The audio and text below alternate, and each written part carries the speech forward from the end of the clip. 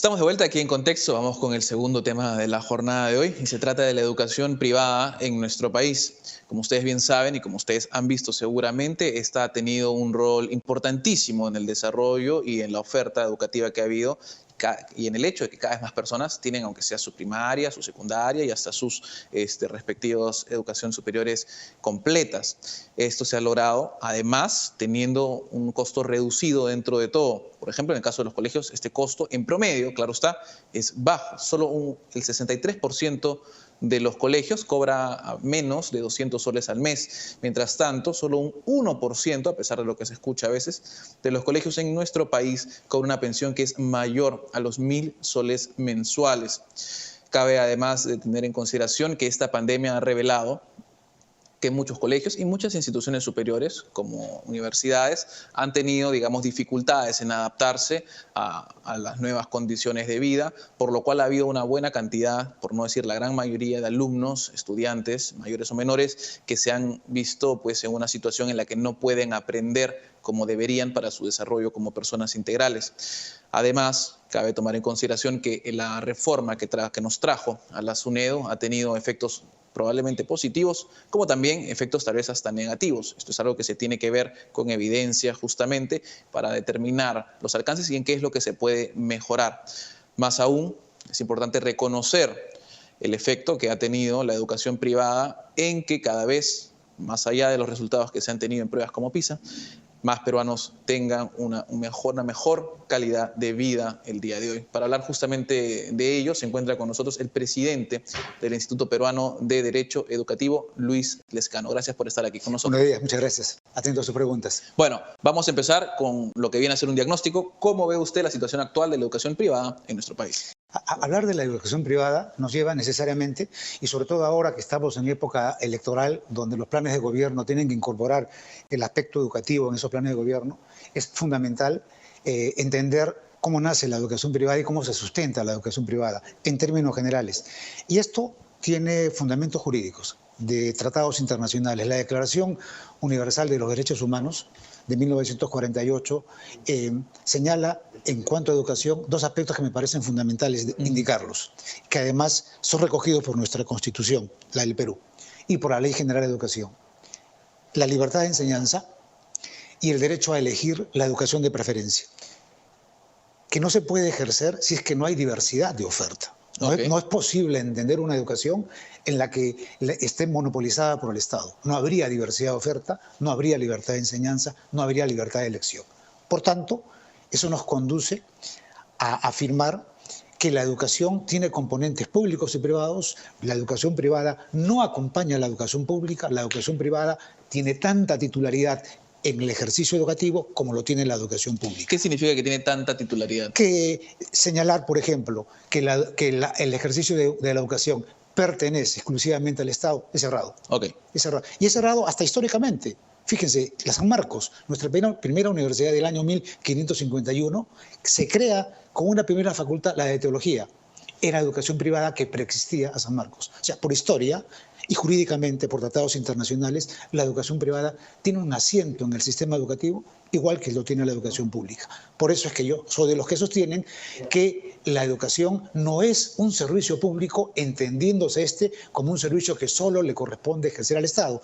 Es un servicio que lo pueden ejercer públicos y privados de interés público, un bien público, pero no un servicio público de interés exclusivamente del Estado y de ejercicio exclusivo del Estado. Ahora, justamente en esta situación, ha habido voces, leyes, intentos, además uno se acuerda y en realidad siempre los hay, ¿no? Cada cierto tiempo los hay, de poner topes, de impedir, digamos, que ciertos, tanto universidades como colegios, cobren más por motivos de emergencia o no, más de ciertas tasas o de ciertas pensiones mensuales. Sí. Ahora, la verdad es que ¿a quién afecta realmente este tipo de medidas? Porque, digamos, de lo que entiendo, la mayoría de colegios no llegan ni siquiera, sobre todo los privados, a esas tasas.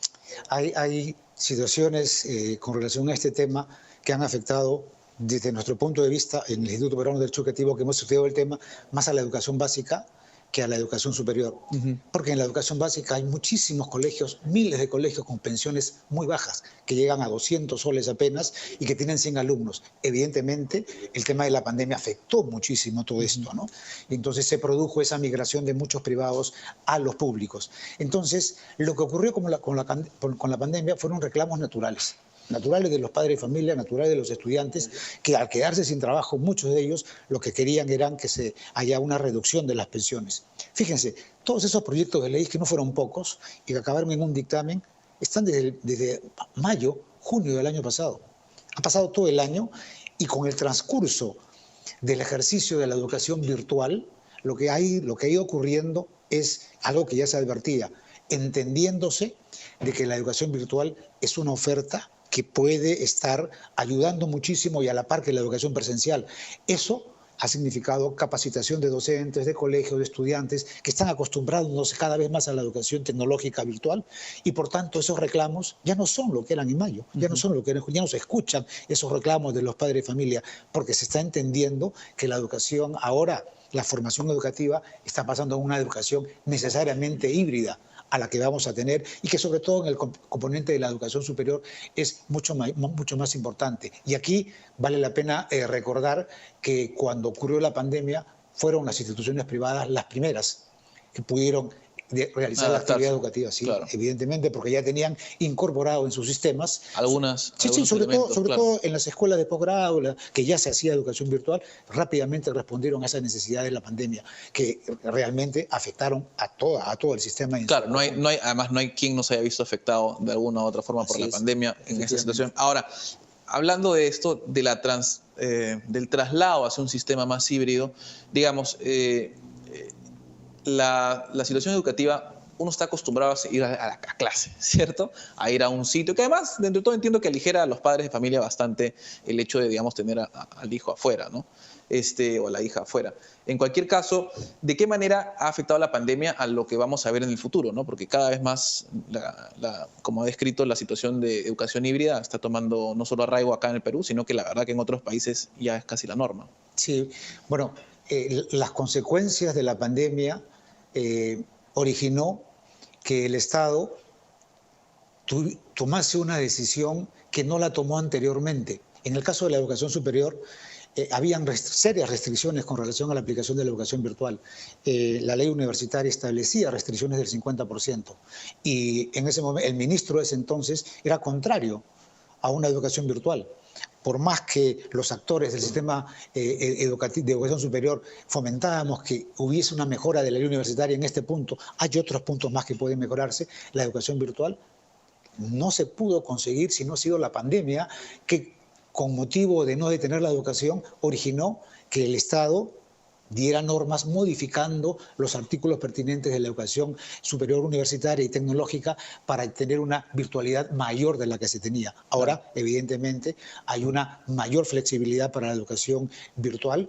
Se ha legislado la educación presencial, la semipresencial, la distancia, con porcentajes mucho más flexibles para aplicar la educación virtual. Pudo la pandemia, lo que no pudieron, digamos, los razonamientos de los actores educativos, y por eso es que estamos en una educación ahora híbrida a la que estamos yéndonos, que no va a regresar. Ahora, y justamente por eso creo que tiene que ver bastante la situación que uno ve en otros países, ¿cierto? En otros países, además eso es raro, porque una vez en otros países hay gente que llega con sus títulos sacados internacionalmente en universidades súper reputadas y a la hora de tratar de convalidarlo con la SUNEDU tiene algunos problemas ahí.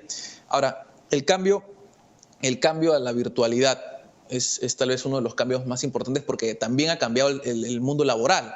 Sí. De alguna forma, o sea, sí. Antes uno estudiaba, trabajaba, empezaba a trabajar y hacías tu carrera, pero hoy en día la idea de módulos, de capacitaciones constantes, de mantenerse en aprendizaje por la misma manera en la que funciona el mundo requiere, digamos, de las instituciones superiores y requiere que sean mucho más híbridas o por lo menos mucho más virtuales, porque si no, pues estar yendo y viniendo pierdes mucho tiempo. Cierto.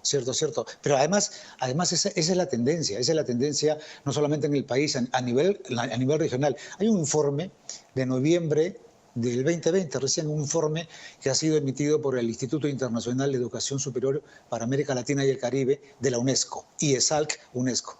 Ellos trabajan mucho en educación superior.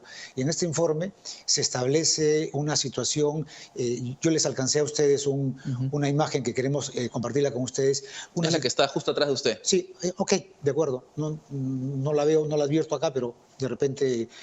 ok, de acuerdo. Fíjense, me parece importante este informe porque es una data muy, muy completa de lo que hemos crecido en cuanto al acceso a la educación, que es uno de los componentes para medir que hemos crecido en educación superior. Evidentemente la calidad es un tema importante y en el tema de calidad ahí entramos al tema de aseguramiento de la calidad. Y ahí... eso. Ustedes pueden apreciar que ahí globalmente, es decir, en el mundo, desde hace 2 décadas, solo en las últimas 2 décadas, se ha duplicado, ¿no? Se ha duplicado del 18 al 39%. Y creo que además, y voy a tener que mantener ahí, porque la verdad que está súper interesante este recuadro y creo que vamos a tener que hablar simplemente del acceso a la educación en otra entrevista posterior. Mucho gusto. Pero ahora nos ha ganado el tiempo, como la verdad siempre pasa con estos temas que terminan ganándole el tiempo a uno.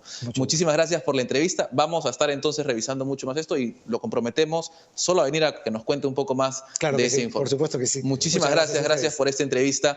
Nosotros con esto vamos a ir a una pausa y luego regresamos con las conclusiones. Esto es En Contexto.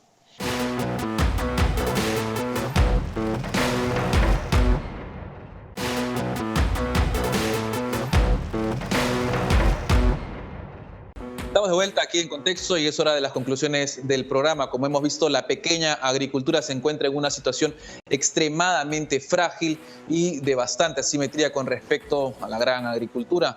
Además, no se han dado políticas suficientes para poder integrarlas al mercado y de esta manera ayudar a que nuestros compatriotas salgan de la pobreza. Por otro lado, y hemos visto que la educación privada se ha visto limitada justamente por políticas públicas que impidieron inicialmente durante la pandemia que se pudiera pasar a la virtualidad. Además, el beneficio que ha traído la educación privada a nuestro país se ha mostrado por el gran acceso que ha dado a miles de peruanos. Con esto terminamos aquí en Contexto. En Contexto llega gracias a la Fundación Naumann, Universidad César Vallejo, examen de admisión 21 de febrero y los portales